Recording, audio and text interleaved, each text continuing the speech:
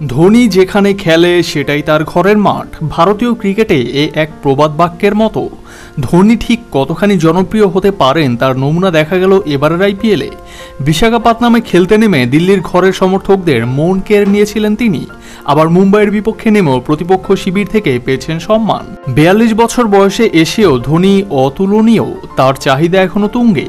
গেল বছর আইপিএলে খেলছেন হাঁটুর চোট নিয়ে, যেন অপারেশন টেবিল থেকে ছুটে এসেছেন মাঠে।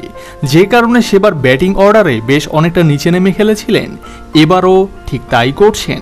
কিন্তু ব্যাট হাতে ক্যামিও দেখাচ্ছেন বারবার। অনেকেরই তাই দাবি ধোনিকে ওপরে খেলানো হোক। কিন্তু ভারতের হয়ে সব রকমের শিরোপা পাওয়া ধোনি যে এবারও হাঁটুর চোট নিয়ে আইপিএল খেলছেন। দলের পক্ষ থেকে জানানো হয়েছে হাঁটুর এই যন্ত্রণা উপেক্ষা করে তিনি নামছেন মাঠে।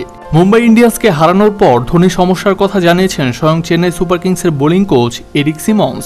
ফর্মে থাকা ব্যাটার ধোনিকে কেন আরও ওপরে দেখা যাচ্ছে না, এর জবাবে সিমন্স জানালেন চোটের খবর। আসলে ওর চোট নিয়ে সকলে একটু চিন্তিত। ধোনি নিজে অবশ্য তেমন উদ্বিগ্ন নয়। আমার দেখা অন্যতম কঠিন মানসিকতার মানুষ ধোনি। ওর যন্ত্রণা হচ্ছে কিনা বা কতটা হচ্ছে সেটাও আমরা জানি না, অথচ ধোনি খেলে যাচ্ছেন, দলের প্রয়োজনে সবই করছেন। হাঁটুর সমস্যা ওর পারফরমেন্সের প্রভাব ফেলছে না। চোটের বিষয়ে নিশ্চিত করে তিনি বলেন, ধোনির অবশ্যই চোট আছে, হালকা হলেও আছে, সেটা অগ্রাহ্য করেই খেলছে। যা যা করা প্রয়োজন সবই করছে। আমরা সকলে ওর চোট নিয়ে উদ্বিগ্ন, শুধু দলের কথা বলছি না, ক্রিকেট প্রেমীরাও ধোনিকে নিয়ে উদ্বিগ্ন। অনেকেই ওর চোট নিয়ে কথা বলছেন, অথচ ধোনি তেমন কিছুই বলছে না। গত বছর হাঁটুর চোট নিয়ে আইপিএল খেলেছিলেন ধোনি, সমস্যার সমাধানে অস্ত্রোপচার করিয়েছিলেন, লাভ খুব একটা হয়নি।